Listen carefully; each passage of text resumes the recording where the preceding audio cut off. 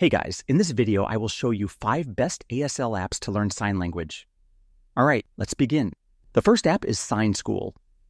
It offers a wide range of lessons and vocabulary that help learners practice sign language daily, making it ideal for beginners and advanced users alike.